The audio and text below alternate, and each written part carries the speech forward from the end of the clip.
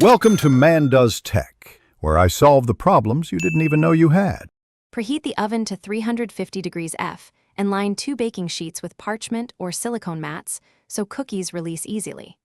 Measure 2 1/4 cups all-purpose flour, 1 teaspoon baking soda, and 1 teaspoon salt into a bowl and set aside. In a larger bowl, combine 1 cup softened butter with 3/4 cup granulated sugar and 3/4 cup packed brown sugar. Cream them until light and fluffy, about 3 minutes. Add 2 large eggs one at a time, then stir in 2. After adding eggs and vanilla, gradually add the dry mix and stir until just incorporated to avoid toughness.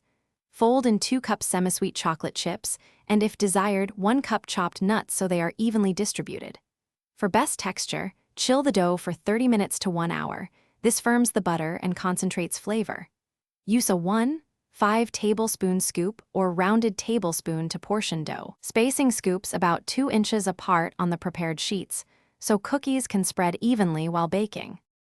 Place chilled cookie scoops on the baking sheet about 2 inches apart, then bake at 350 degrees F for 10 to 12 minutes.